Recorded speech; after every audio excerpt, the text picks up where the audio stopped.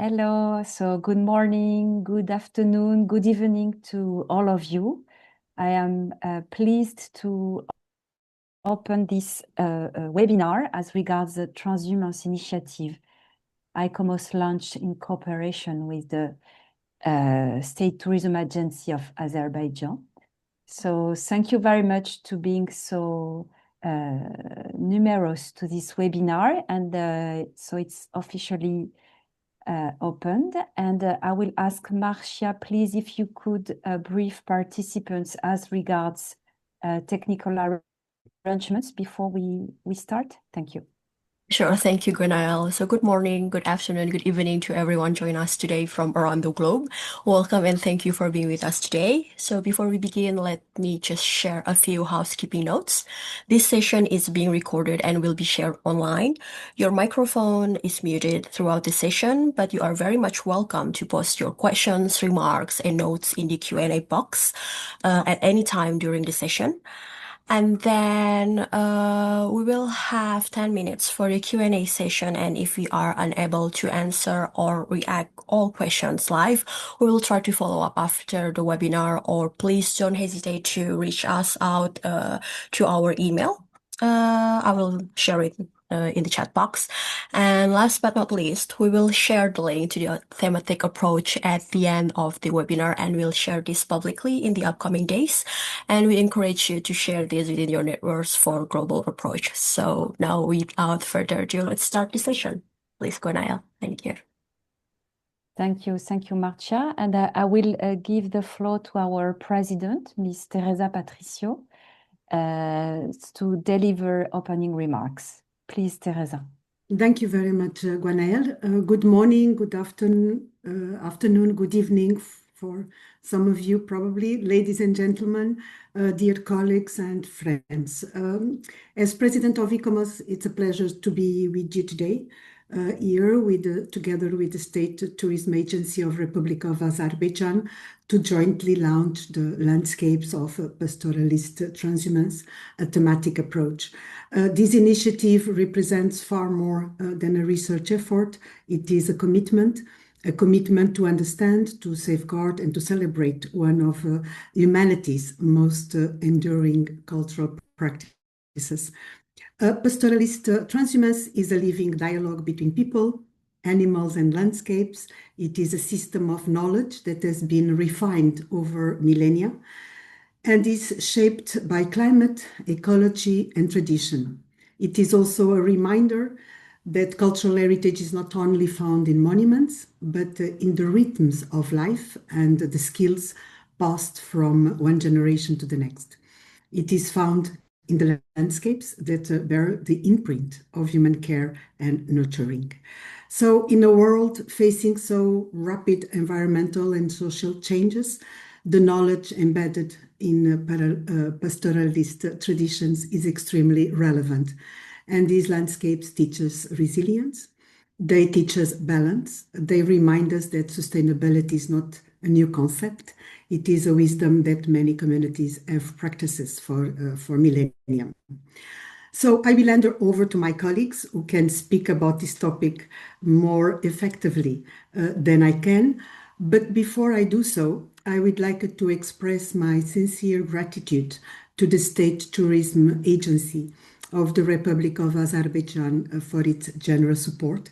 And a special thanks to the Deputy Chairman of the Reserves Management Center, our colleague Sadagat Davudova, and her team for their dedication. ICOMOS also warmly acknowledge the support and participation of the Food and Agriculture Organization of the United Nations, 𝗻𝗀, and of course our colleagues of 𝗖𝗀𝗁𝗻, but also the Secretariat of the Carpathian Convention and the International Year of Rangelands and Pastoralist. We are grateful as well to the national representatives who share their experience during the conference held in Baku in last June 2025. And of course, I would like to extend my deepest thanks to all the experts, including the many ICOMOS experts, with a special gratitude to the ICOMOS project scientific lead that will talk to you after me, Rusudan Mirzikashvili. You all participate in meetings, conferences, and working sessions, contributing so thoughtfully to the drafting and adoption of the Baku Declaration and to preparing the thematic approach to the landscapes of pastoralist transhumance, which we are proudly launching here today. So my gratitude goes to all of you. Your dedication ensures that these landscapes will continue to inspire future generations, and let this launch mark the beginning of a fruitful journey of collaborative work. Thank you very much to all of you. Thank you. Thank you very much, Teresa. And I would like to give the floor to Ms. Sadagat Davudova from the State Tourism Agency of Azerbaijan. Please, Sadagat. Thank you very much, Gwenaëlle. Dear colleagues, good afternoon, everyone. It's a great pleasure to welcome you all to today's event, today's webinar. And thank you, Teresa, very much for your kind words. It has been a great experience for us also to be part of this great initiative. And on behalf of the State Tourism Agency and on behalf of the National Committee of Azerbaijan ICOMOS, I would also like to thank you for providing such opportunity, for providing this platform for us to be a part of. This topic, the landscapes of transhumance, this topic is especially meaningful for us. The inscription of the Gwenaëlle people and 𝗬𝗀𝗁𝗀 transhumance route on UNESCO World Heritage List back in 2023 was not only an important achievement for Azerbaijan, but we think that it is also an important step in bringing wider attention to transhumance as a living cultural heritage, which is shared across many regions, across many countries. Transhumance, as Teresa mentioned in her speech, it is more than a traditional practice. It reflects a way of life, deep connection between peoples and nature, and it is a system of knowledge that has been developed and passed on over generation, and that's the great value actually that we also recognize in this inscription. This initiative, this thematic approach on landscapes of transhumance was launched with the support of, as you mentioned, State Tourism Agency of Azerbaijan, and the aim was to better understand how these landscapes can be described, compared, and protected through common approach. We're very pleased to see the results of this collaborative work, the work of the distinguished experts throughout the whole globe. We believe that the result of this work will be helpful not only for experts but also for countries who is planning to work on future nominations, and for those managing existing sites on transhumance. Today, during this webinar, it's a good opportunity, I think, to share knowledge, exchange ideas, and continue strengthening the cooperation in this field. Thank you all for joining. I wish you all a productive and engaging discussion, and good luck to the work of the webinar. We're happy to be a part of this webinar. Thank you very much. Thank you. Thank you very much, Sadagat, and thank you as well for bringing the experience of a state party as regards management of these sites. So we will go ahead with the webinar, and I will proceed with a brief presentation as regards the aim of the project, and then I will give the floor to Ms. Susan Denier, who will give a presentation as regards pastoralist transhumance and the World Heritage Convention. So I will open my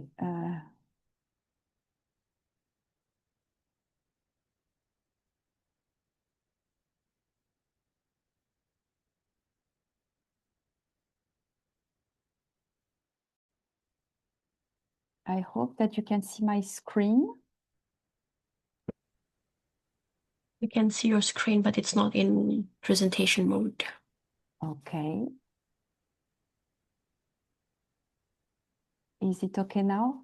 Yes. Okay, thank you.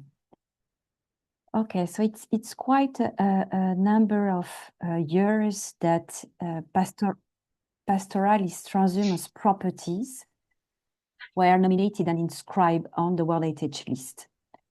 As mentioned by Sadagat, the recent inscription on the World Heritage List of Gwenaëlle in a way sparked interest again of ICOMOS experts as regards this topic of transhumance landscapes.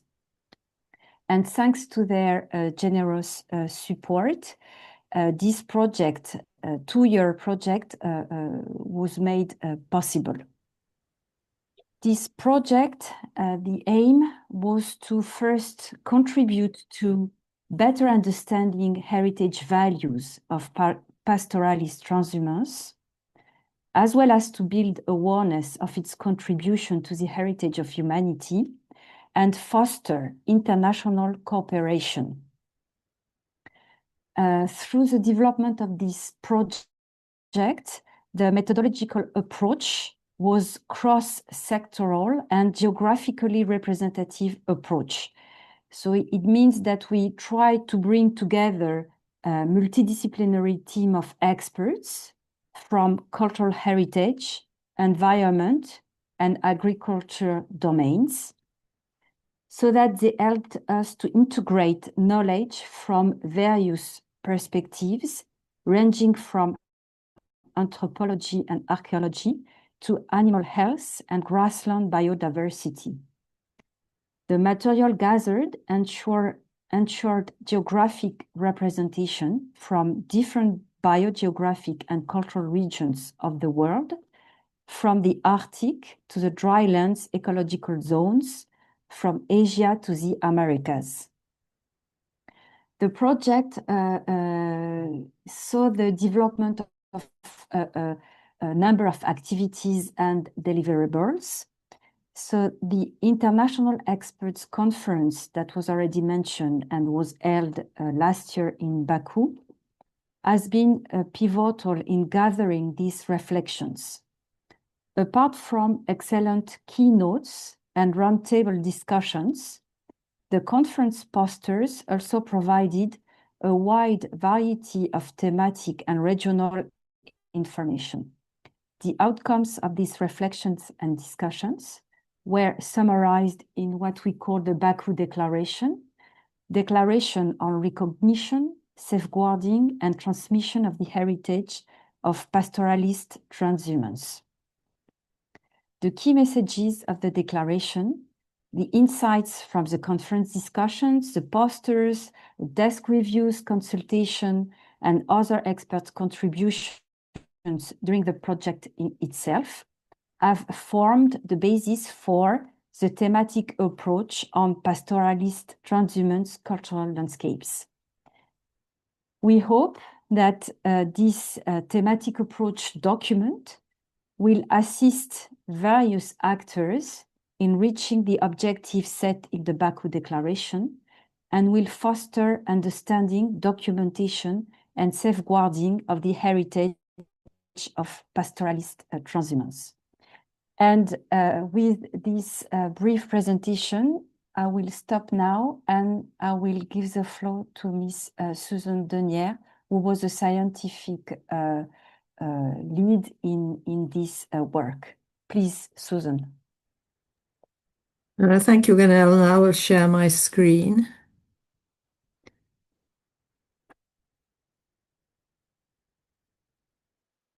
I'll try to.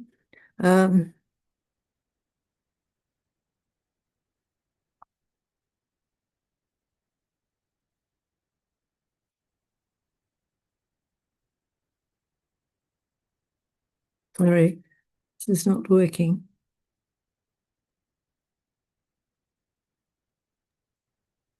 Would you like me to share my screen for you, Susan? Would you mind, Marcia?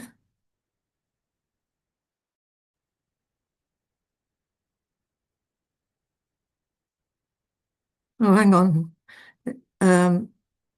I can do it now. It's okay.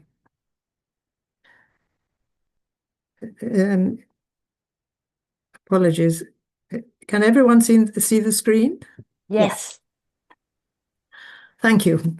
Well, good morning, good afternoon, good evening, everyone. And I would like to offer a few words on pastoralist transhumance and the World Heritage Convention.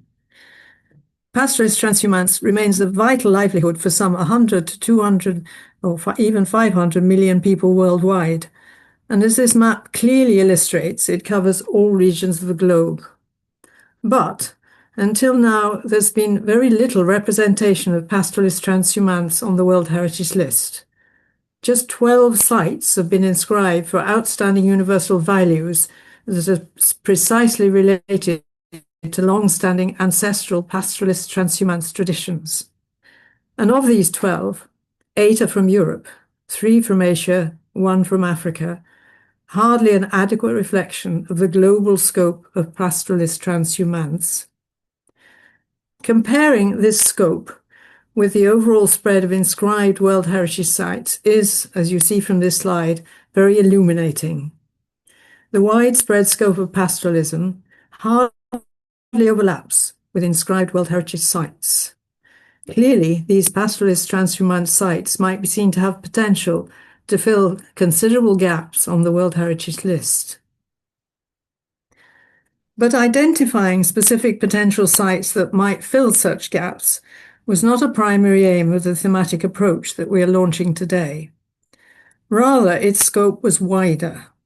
It aimed to use key approaches of the World Heritage Convention relating to the identification and evaluation of World Heritage properties in order to help define the cultural parameters of pastoralist transhumance, heritage sites that deserve to be sustained for the benefits they deliver. Such a cultural heritage perspective should provide a valuable platform upon which further study and documentation can begin to articulate the parameters of individual sites and how they might be valued. But what this approach also highlights, as gained from World Heritage experience, are the different ways in which pastoralist transhumance landscapes or sites might be valued. In order to provide context for this, it's worth stating that while the text of the World Heritage Convention that came into being in 1972 is immutable in relation to only inscribing sites on the World Heritage List if they are considered to have outstanding universal value, and thus of importance to the whole of humanity, the way the Convention is implemented in relation to cultural sites has evolved considerably since the first inscriptions in 1978, such that the Convention has become a sort of mirror that reflects new ideas and notions of cultural heritage. And responding to these new ideas of heritage, such as industrial heritage, cultural landscapes, sites associated with recent conflict, and now sites created by pastoral transhumance practices, has all encouraged different ways of looking at cultural value, ways that are equally relevant for all cultural sites. In applying such approaches to pastoralist transhumance landscape, they can be seen to be valued for a whole variety of different aspects, such as goods they may have delivered in relation to trade, effective socio-cultural systems that underpin the life and movement of people and animals, ancestral knowledge embedded in transhumance processes, or local biocultural heritage that can deliver enormous environmental benefits, and resilient common practices, or symbols of cultural identity or inspirational beauty, and this is to name just a few. While many of these values have yet to be reflected on the World Heritage List, a few have been implicitly acknowledged within other World Heritage sites, and just to give a few examples, the skins of the Sokoto red goats from the savanna regions of what is now Niger and Nigeria were traded across the Sahara Desert in enormous numbers to Northwest Africa, where they became known as red Morocco leather and contributed to the wealth of towns such as Marrakesh, which are now on the World Heritage List. And secondly, parts of the Silk Roads between China and the Mediterranean have been inscribed on the World Heritage List. And within the most eastern stretch in what is now China, are towns that were precisely established with settlers to engage with pastoralists in their hinterland so that the pastoralist products could be traded along the Silk Roads. Another example not yet recognized within a World Heritage Site are the highly valued so-called heavenly horses from the Fergana Valley in what is now Uzbekistan, which were traded with China in large numbers as war horses.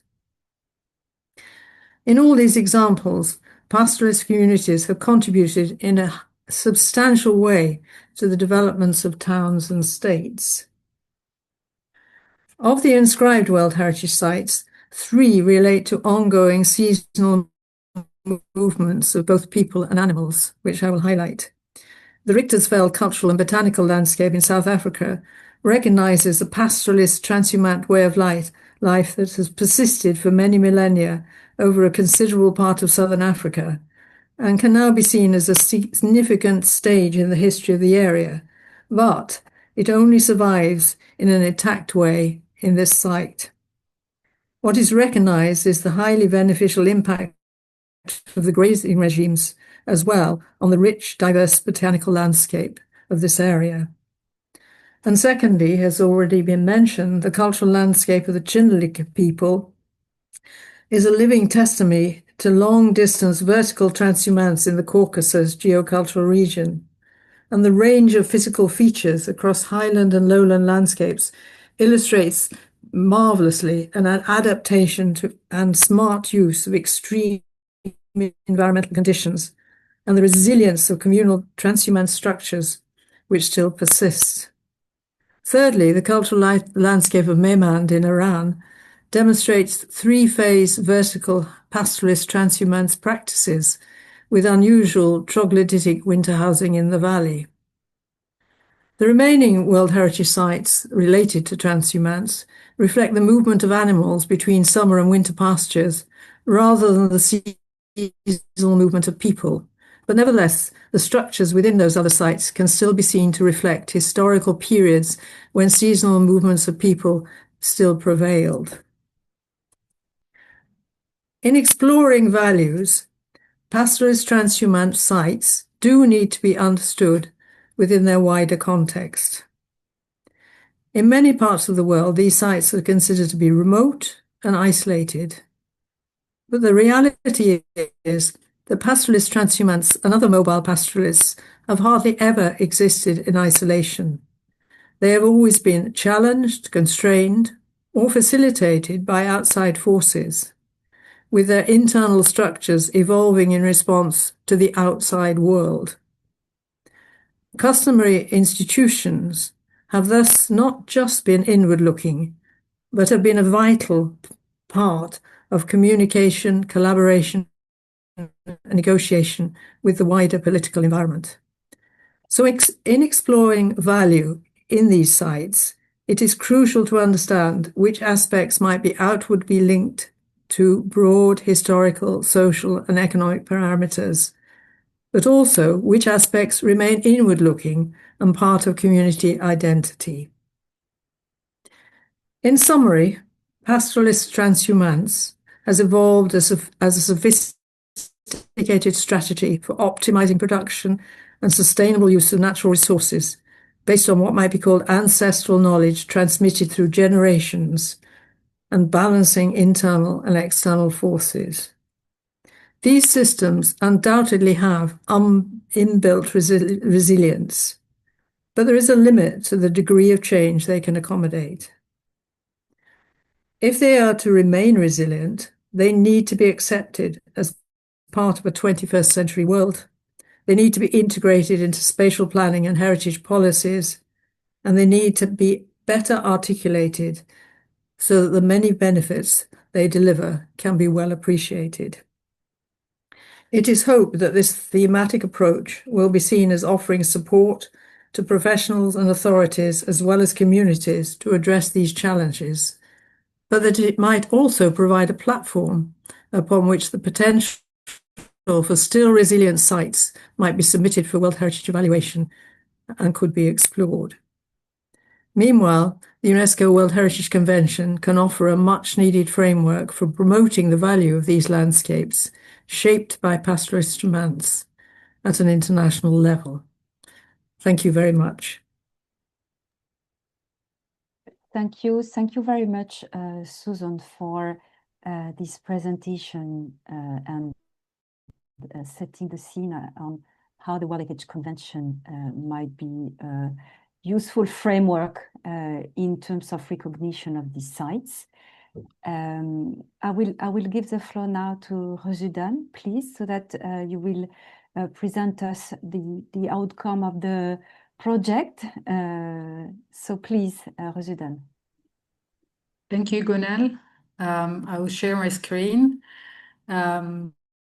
It is a great pleasure to have this opportunity to present you some key highlights of this extensive work, 2 years work.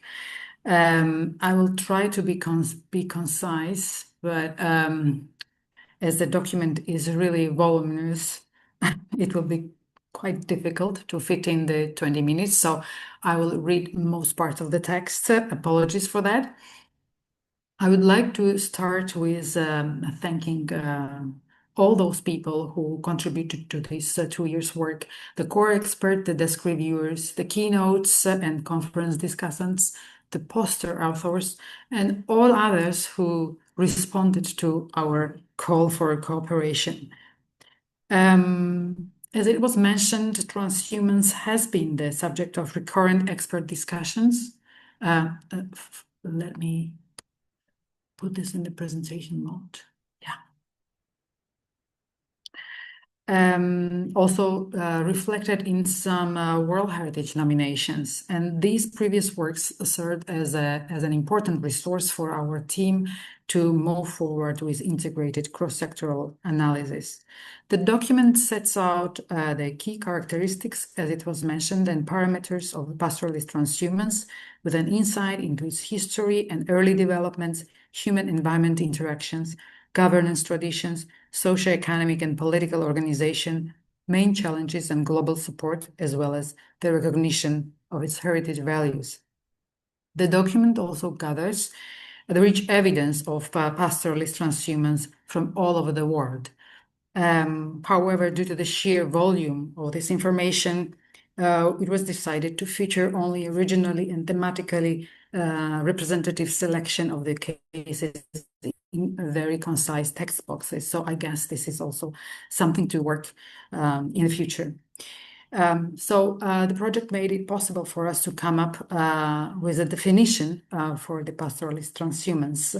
Based on the existing scientific studies and rich expert discussions throughout the project, we came up with this following definition, that pastoralist transhumance is a human-led animal husbandry practice based on mobility and extensive grazing, and so on.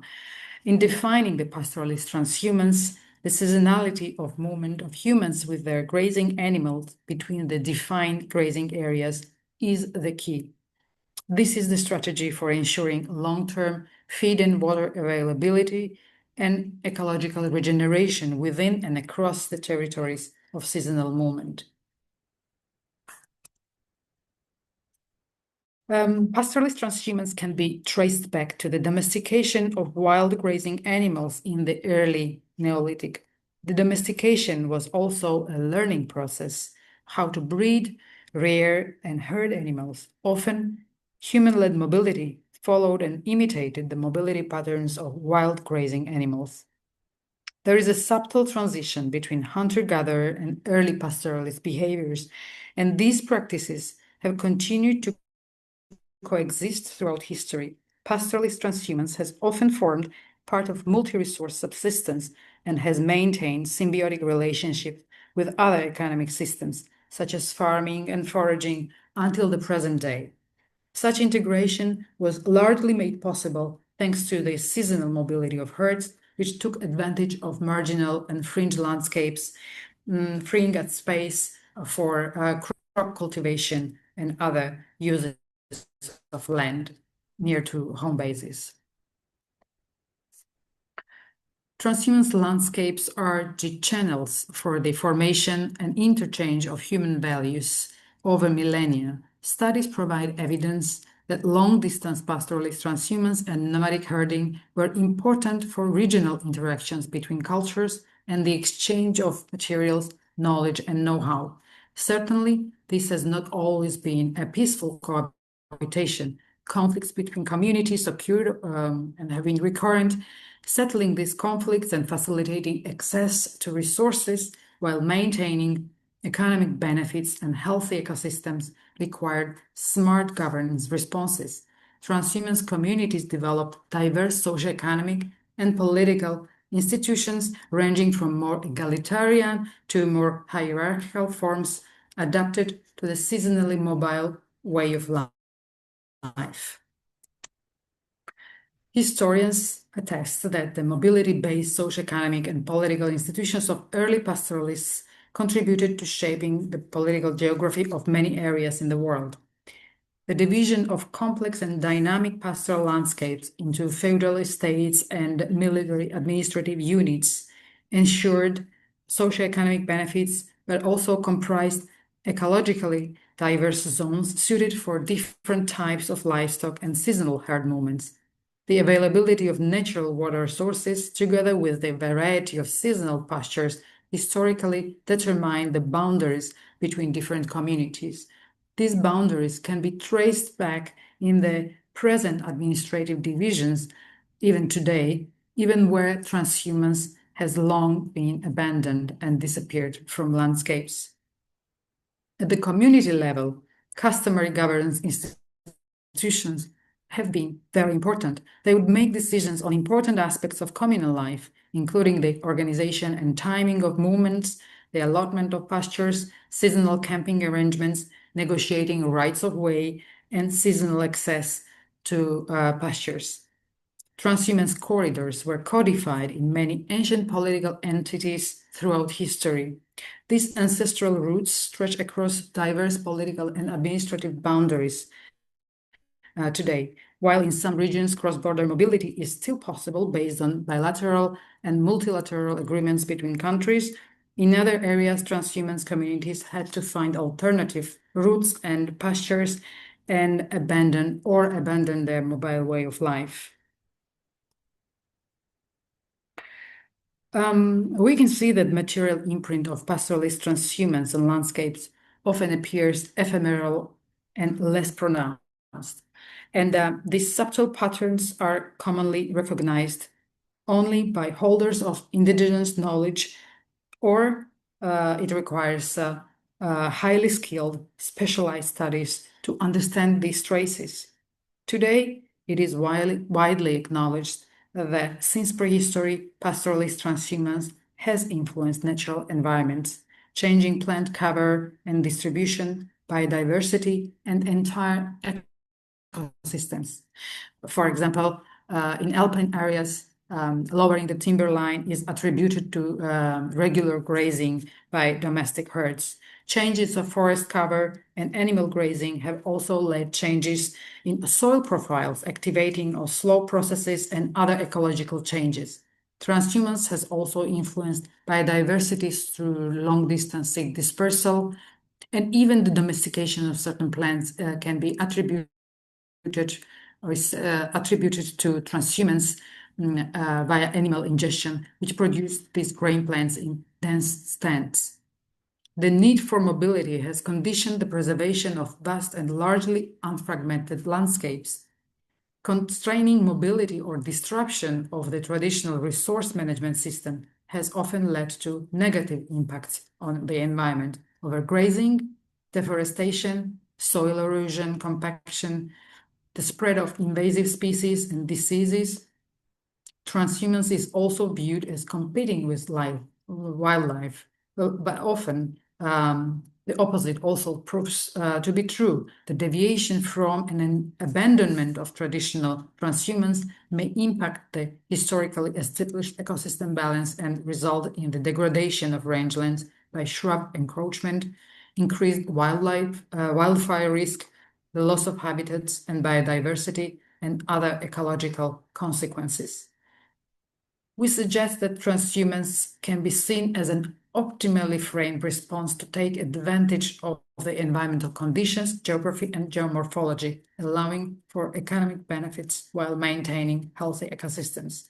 This concept of social ecological equilibrium still underpins the pastoralist transhumance way of life today, and should also be seen as the main message to future generation of pastoralists.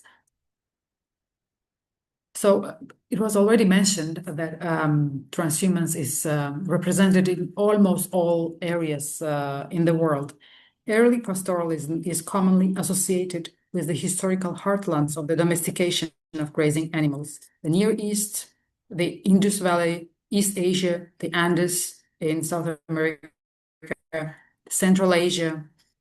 In these regions, pastoralist transhumance traditions are still deeply embedded in local cultural identities and livelihood systems.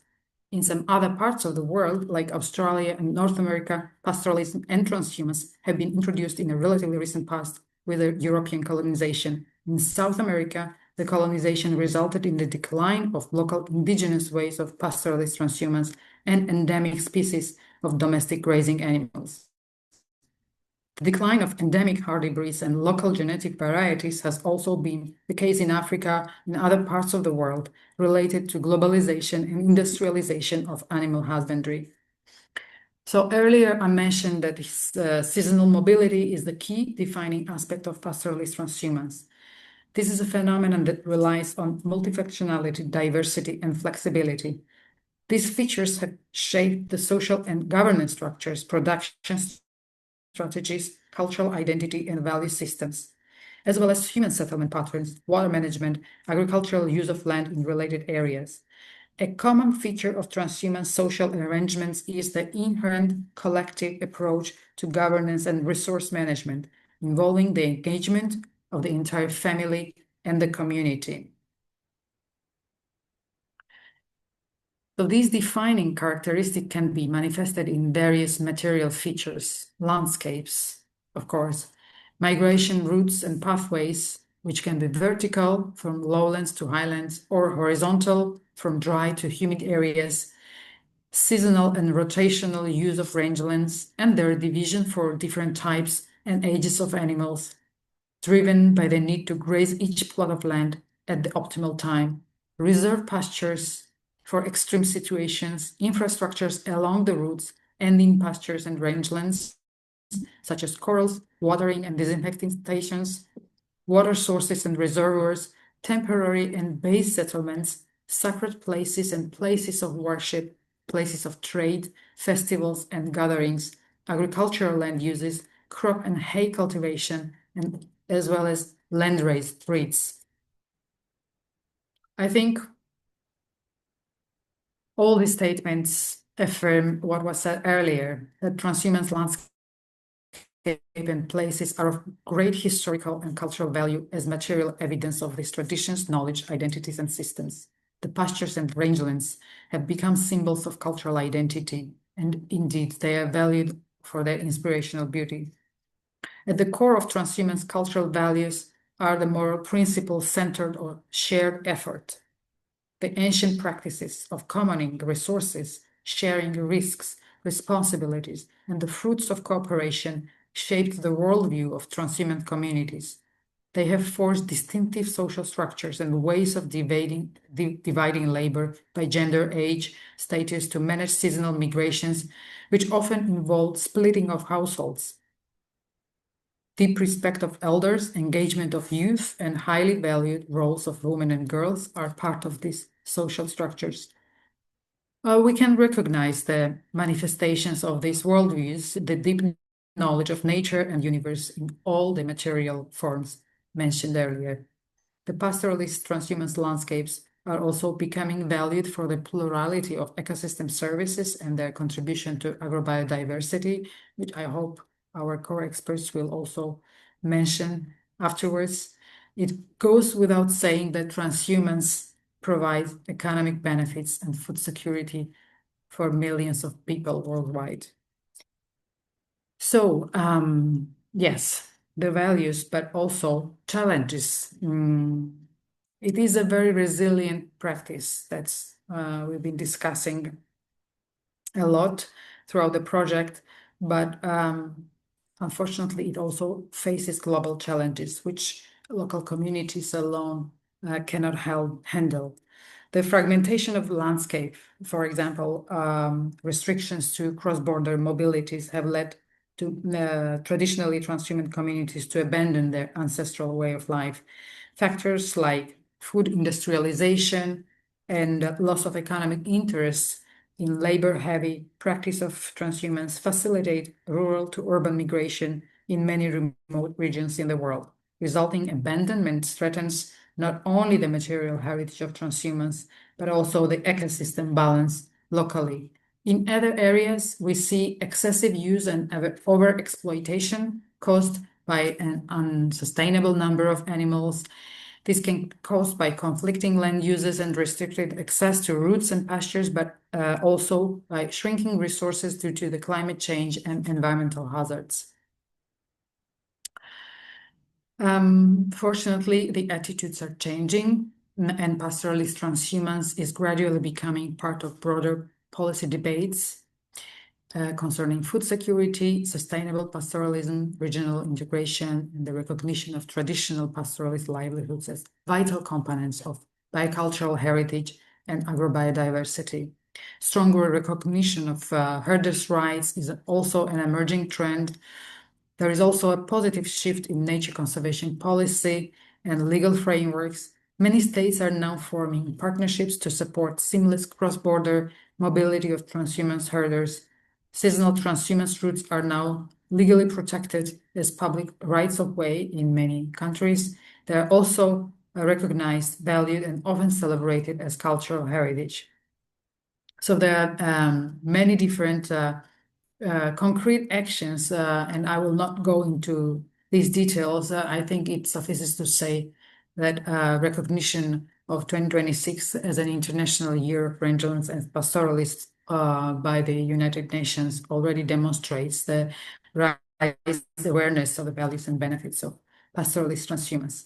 So from the heritage point, we see that despite several important international designations, as Susan mentioned, there is still much work needed to duly reflect the historical contribution of pastoralist transhumance to social evolution. The resource management strategies and other key characteristics may mean that some pastoralist transhumance landscape could be considered as exceptional examples of cultural landscapes. So to summarize our work, I would like to underline that any forward actions should be based on systematic identification, documentation, mapping, and integrated analysis of pastoralist transhumance and its material manifestations across sectors, disciplines, and actors. You will find more detailed sets of these recommendations, of course, in the final chapters of the transhumance document, but I'll just highlight some of the important aspects here, and I hope afterwards Luisa will also complement my points. Successful formal recognition or policy action is only possible based on comprehensive knowledge of this phenomenon. More importantly, any heritage designation should strive to maintain viability of traditional transhumance as a form of livelihood. We see our role in assisting the ongoing process of moving away from the image of pastoralist transhumance as a backward and primitive mode of life, as compared to settled livelihoods. We hope the project reflections will stimulate further thinking on how the heritage designations could assist in overcoming the existing challenges and what can be done on the ground. The cross-sectoral and the trans-sectoral work is crucial here, of course, as the answers to these challenges can be found only through collective effort and shared knowledge. And certainly, the pastoralist transhumance communities themselves should be put at the center of this process. They hold the environmental knowledge, which has proved this way of life to be sustainable and resilient for millennia.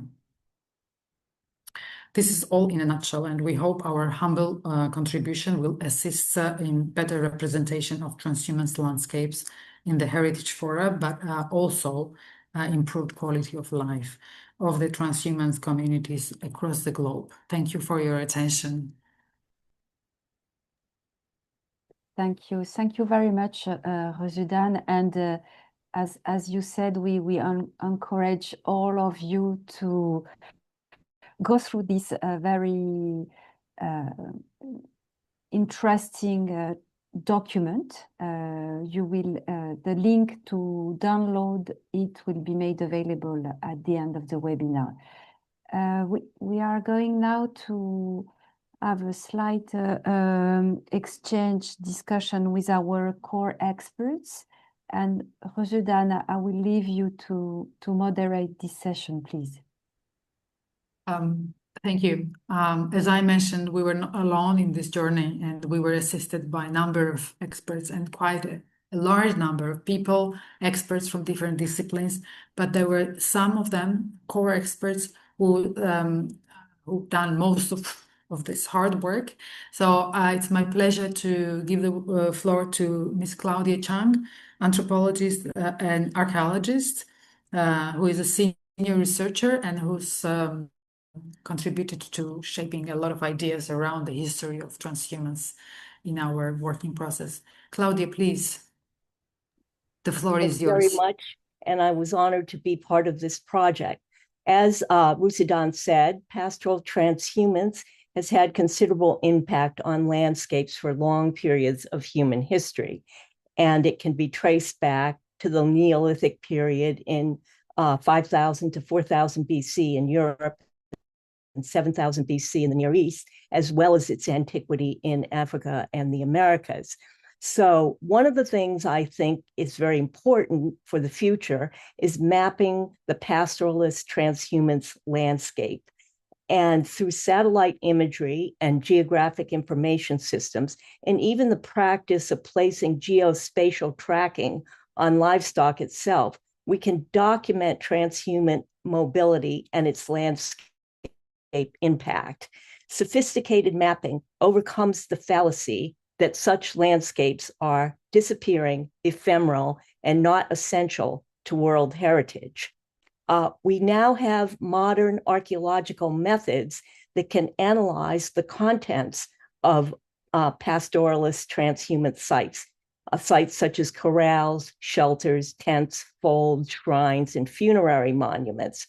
Paleobotanical studies, fine-grained stratigraphy, strontium isotopes of ancient animal bones, and ancient DNA studies of human and herd animals, and even the ancient DNA of soil sediments can increase our understanding of the origins, the variability, and the history of these systems.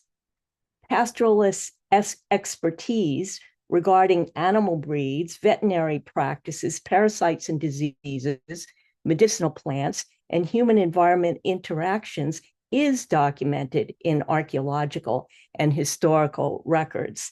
This information holds significant importance given the global decline in biodiversity, the erosion of traditional knowledge systems, and the intensifying effects of climate change, as well as habitat disruption. And one case I want to bring up is the rapid melting of glaciers throughout the world. And here, seasonal upland pastoralist sites and monuments in the Alps and the Pyrenees and the Himalayas, to mention a few places, are threatened by increased flooding, erosion, and exposure. And such natural disaster events also affect downstream landscapes. Glacial melting can expose buried archaeological materials. And here's an opportunity now to use this inscription.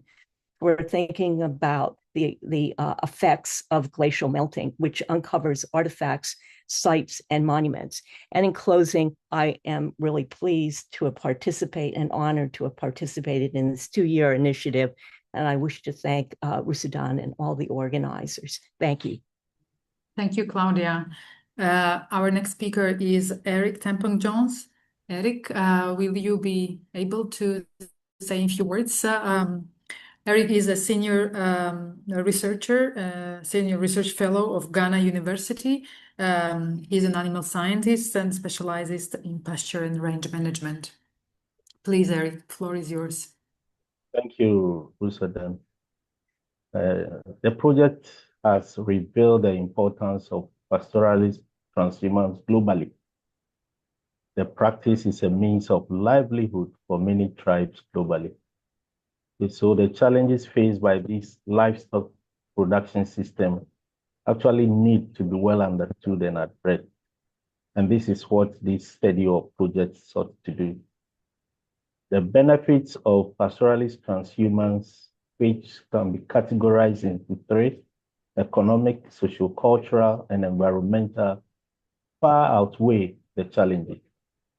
This study has brought to the fore the need for the preservation of our indigenous breeds used by these pastoralists and the wealth of indigenous knowledge possessed by them. I'm really grateful to be part of the authors of this insightful material on pastoralist transhumance. Thank you for the opportunity, and thank you for the audience. Thank you, Eric. It's my pleasure to give the floor now to Jessica Brown. Jessica is an ecologist, the chair of Protected Landscapes Group at IUCN World Commission of Protected Areas, and member of ICOMOS Scientific Committee on Cultural Landscape. Jessica, please, the floor is yours. Thank you, Rusudan. Yes, what a pleasure to see so many people on this call today. And as you mentioned, I do have a foot in both the nature and culture worlds, like many in the core expert group, and I think many on today's call. And in my day job, I direct a foundation that provides small grants for community-based conservation of biocultural landscapes. So themes that came up in the initiative, such as traditional knowledge and practices, intergenerational transmission, management and governance of resilient landscapes, are highly relevant to my work as a donor. And so one point I would make is that I hope that others in the donor community are paying attention to this study, because all of this work will take support and resources. I was fully remote in my participation in this project, and despite that, I learned a great deal from other members of the expert working group. And I learned some new things doing research on the pastoralist transhumance history in North America, which is relatively new compared to other regions. And presentations today have been so comprehensive. I just want to share a couple of takeaways. And one that intrigued me in studying particularly pastoralist transhumance in the American West was the interactions among the indigenous people, Navajo or Diné, and also Pueblo, and the colonists who came from Spain and Mexico, and also from the Basque region. And this challenge of finding the material manifestations, as you highlight in your presentation, Rusudan, was brought home in a very moving way with the story of the 𝗪𝗪𝗺, which the Basque herders left behind. They spent many long hours alone in the fields and made carvings in trees that are found still to this day. It's another example of nature and culture manifesting together in the landscape, and a relic of that important history, a tangible heritage demonstrating an intangible connection. I know my colleague Nigel from IUCN will also be speaking about the biodiversity, ecosystem services, and agrobiodiversity dimensions of transhumance, pastoralist transhumance landscapes. And so I won't go into detail other than to say that what I think we notice and have discussed is that often this is not understood as a socio-ecological system, that there's a tendency to take a reductionist approach, identifying, measuring, valuing individual aspects of the for example, biodiversity, floristic diversity, and missing the wide array of different and interrelated impacts. And I think that there's clearly continues to be a need for more holistic and integrated approaches to measure the diverse and interrelated aspects of transhumance on biodiversity and ecosystem health. And one idea I think that we could pursue more deeply is to view transhumance through the lens of agroecology. This is a very established approach that applies ecological and social concepts and principles to agriculture and food systems. And there are 13 principles of agroecology. And I think this might offer a potentially useful framework for a more integrated approach to identifying and measuring transhumance impacts on the environment. So much more I know that we all have to share. Thank you so much for the time. Thank you, Jessica. And our next speaker also comes from the field of environment, 𝗫𝗫𝗫𝗀𝗫. It's been a pleasure to work with you for all this period. Nigel has an extensive experience, as Jessica already introduced, and he's also a member of several IUCN commissions. So Nigel, please, the floor is yours. Thank you very much, Rusudan, and real pleasure to be working on this project and with you all. Look, we've already heard quite a lot of things. I'll be brief. I realize time's running out.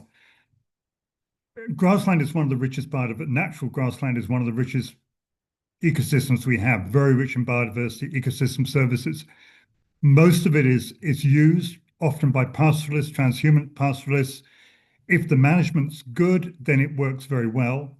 But as Rusudan has pointed out, when problems come and many pastoralists are facing huge challenges, things can go wrong. Degradation happens. FAO has measured degradation around the world. I'm speaking to you from Mongolia, where it's a national, overgrazing is a national conversation at the moment. I think there's two things that haven't come up yet that I'd like to just highlight.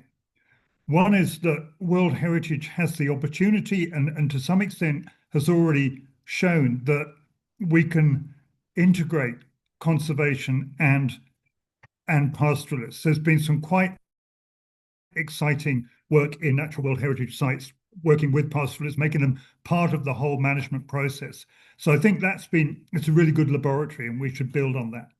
And the other thing I'd just like to mention is that as climate change digs deeper and as we settled agriculture becomes much more difficult in some places, then actually pastoralism may have a second chance, a second life. It's often seen as an old-fashioned way of farming, but as things change, it's probably going to be much more viable in many parts of the world. Thank you, Rusudan.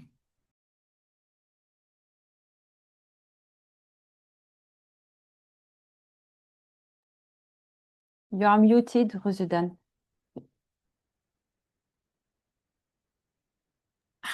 I'm sorry. Our next speaker is our dear colleague, Pedro Herrera Calvo, who represents FAO, Food and Agriculture Organization of the United Nations. He has an extensive experience in land planning and management, and he's currently a FAO Drylands team member. Pedro, please, the floor is yours. Thank you, Rusudan. Thank you very much. Good morning, good afternoon, and good evening to all participants. Allow me to express my personal gratitude and recognition of FAO for the effort and outcomes that this ICOMOS Transhumance initiative represents. So, Pastoralist Transhumance celebrated during this International Year of Rangelands and Pastoralism not only represents a rich tapestry of cultural pathways that have shaped identities, landscapes, and ways of life since the Neolithic, but the actual sustain of rural communities, local economies, and valuable ecosystems all around the world. Transhumance sits as the dynamic interplay between mobility, grazing, and rangeland management. At its core, it represents an essential practice for maintaining livelihoods, securing ecosystem services, and conserving biodiversity. So, safeguarding transhumance ways of life also stewards the rangelands, recognizing and strengthening the practices that sustain their value. For this reason, a clear strategy to rebuild and promote mobile pastoralism, revitalizing transhumance and preserving its cultural heritage is a globally shared priority.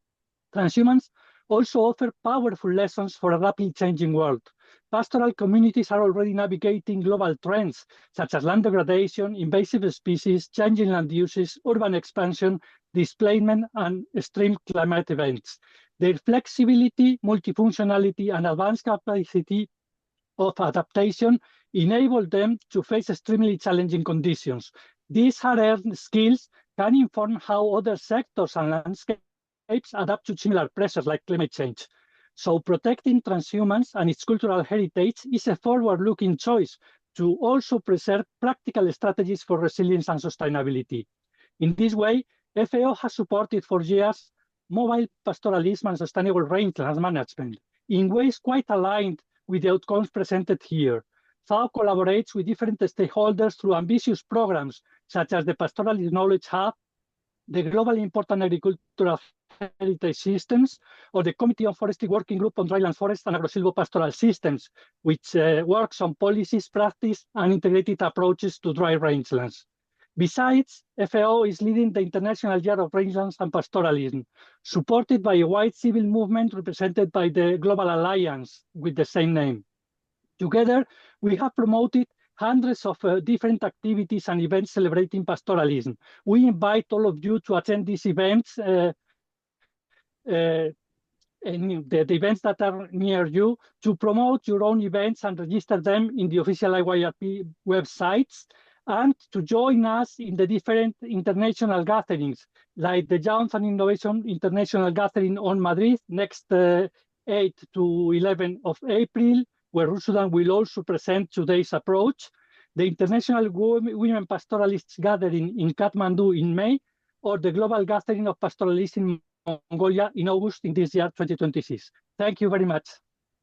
Thank you, Pedro. I think you also answered some of the questions in the question Q&A box. So thank you for this detailed information. And lastly, I would like to ask Mr. Pete Herring, archaeologist, historian from UK with an extensive experience in historic landscape characterization and his work across the UK's pastoralist landscapes, to share with us his thoughts and few words. Pete, please. Thank you. Thanks, Rusudan and everyone else. Well, all archaeologists and landscape historians will warmly welcome the Landscapes of Transhumance Thematic Approach launched today. Archaeologists are, of course, concerned about understanding and conserving the often ephemeral and fragile remains of transhumance, including the huts, the enclosures, the shrines.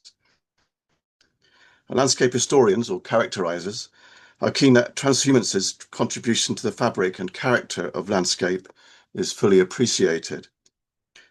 Basic historic landscape patterns survive throughout the world. Marginal lands, now exploited by more extensive grazing systems, are still separated from cultivated farmland, whose field patterns were shaped by agricultural practice, enabled by transhumance's summertime removal of livestock, even when those systems have ceased hundreds or even thousands of years ago.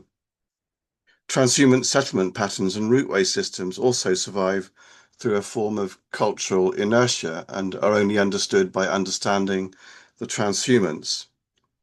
The impact of transhumance on modern society is also profound. Knowledge of grazing land's carrying capacity informed the rules that controlled rights regarding numbers turned out onto commons, reducing depletion through overgrazing and scrubbing over due to undergrazing. Communities accepted and accept the need for a form of policing of these rules and for penalizing transgressions. This fair and sustainable administration of the commons underpinned early legal systems and endures in the principles of rights and responsibilities that still support the modern legal systems we now apply to complex lives and complex societies. Their roots are in transhumance. And finally, don't forget the pleasure of transhumance, often experienced mainly by women, an exhilarating life at the wilder landscape of the margins, facing and overcoming risks, shouldering responsibilities for working with livestock. and finally the feastings on the spring and autumn days of parting and returning. Thank you very much. Thank you very much indeed.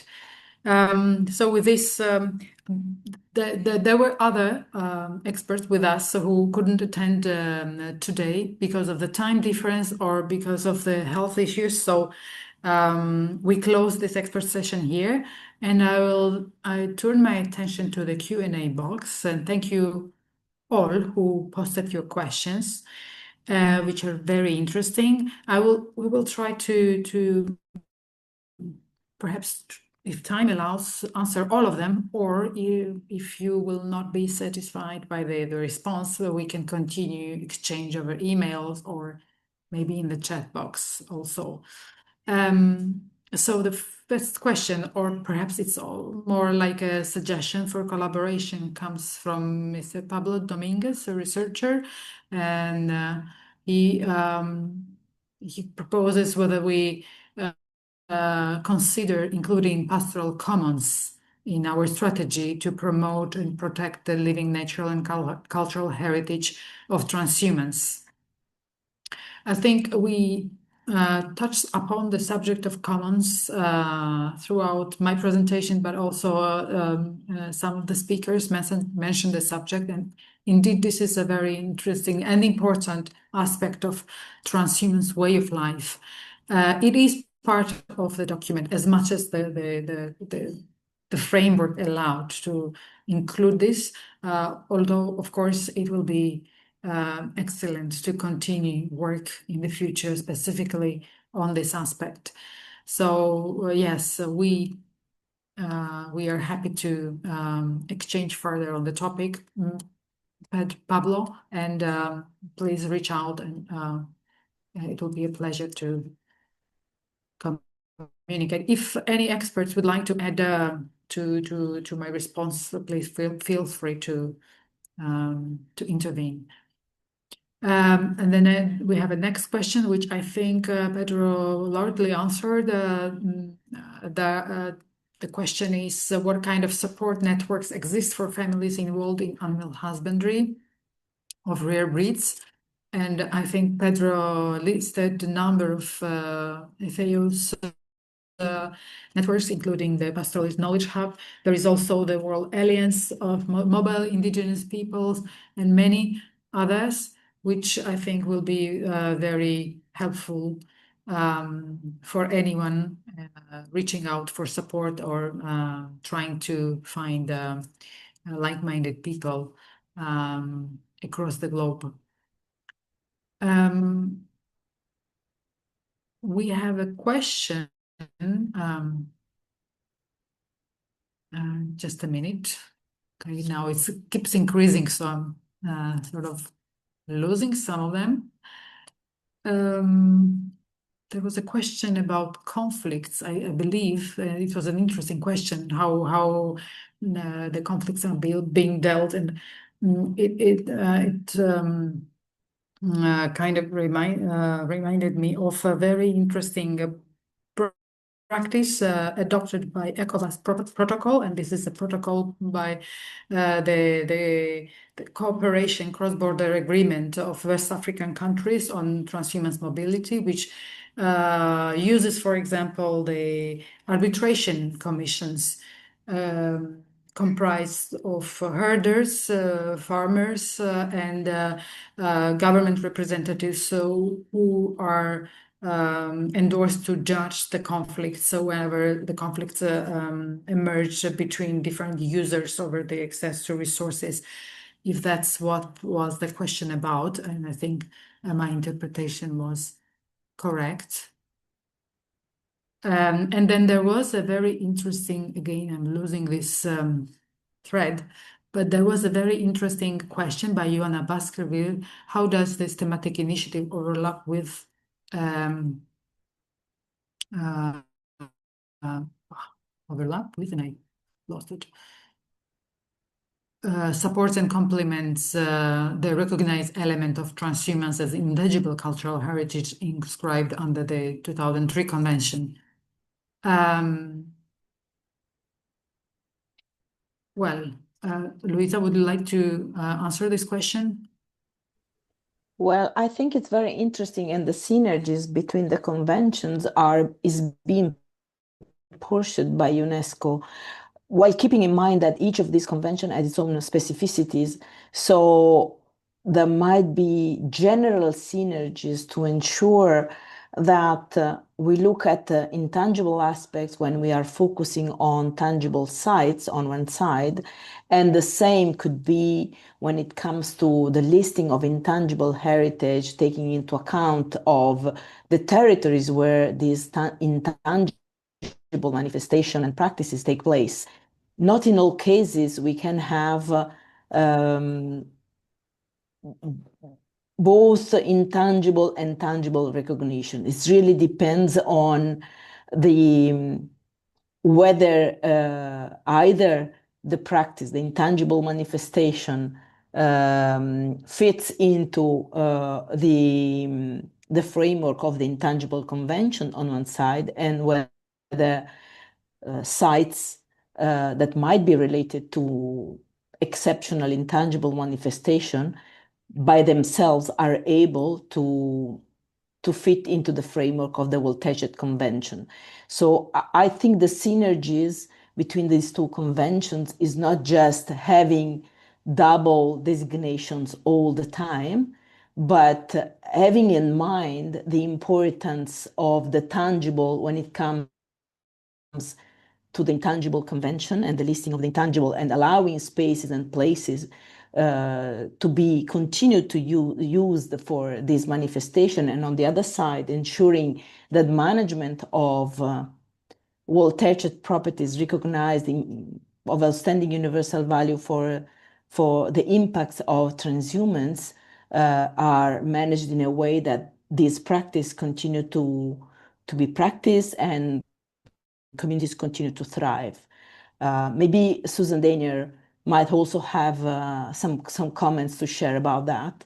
I think it's important to look into synergies, but not necessarily as a, let's say, one singular approach that can be applied to all sites and to all intangible practices. Thank you so much. Thank you, Luisa. Would you like to add something, Susan? Okay. Good. As the time is running short, I see, and I kind of see that questions are being added to the chat box. I think some of these questions can also be answered through the thematic approach document itself, which will be launched online after the meeting. You can access the document, and hopefully you will find many answers in the document itself.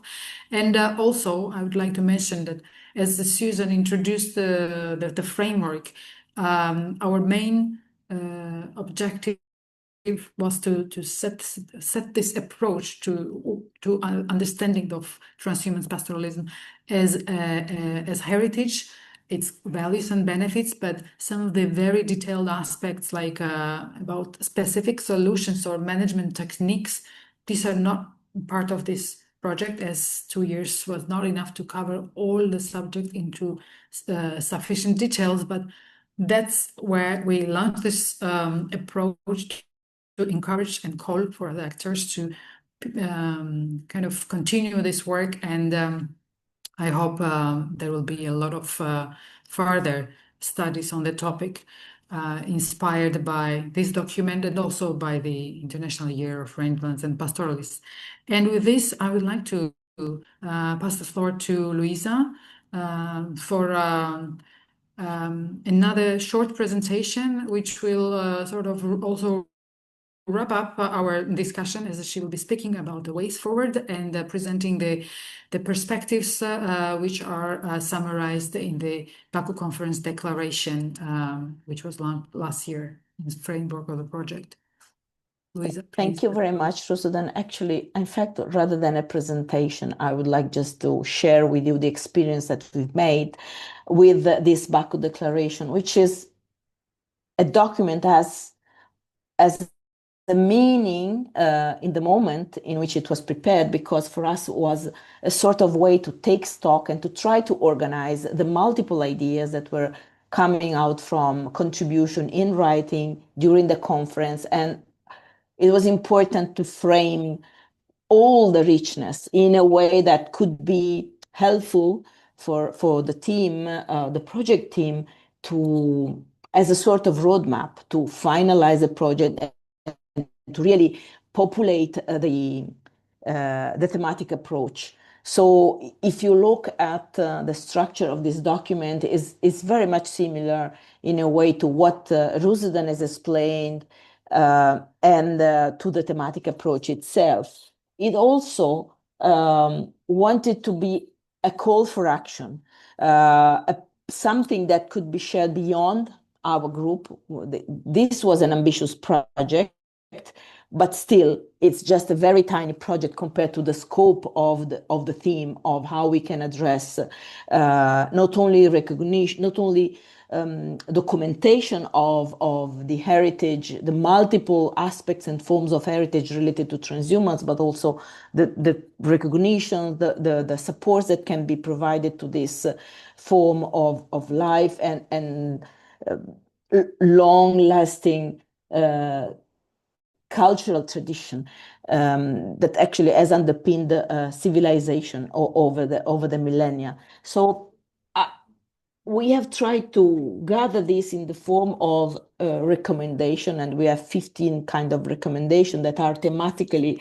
organized around the recognition, the disciplines that are needed to understand this type of heritage, and the multiplicity of approach that needs to be put together, the importance of recognition of this type of heritage, but also the call to systemic policies in order to be able to establish synergies and multi-level synergies across different type of spatial, but also economic policies. We have spoken about the commons. This calls in how we understand the rights, land use rights, access, how we support type of communities that have different way of living than the typical sedentary community that most of the cultures have become today.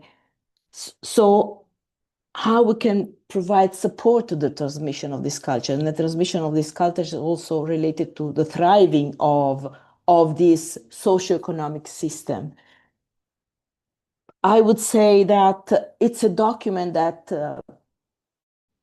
might and actually need to evolve over time. And for us, it's not something that needs to remain static, but it tries to be inspirational for future activities and aspects that need to be taken into account in any type of both project, but also really policies at the national and supranational level about how we enable and we ensure this way of living to continue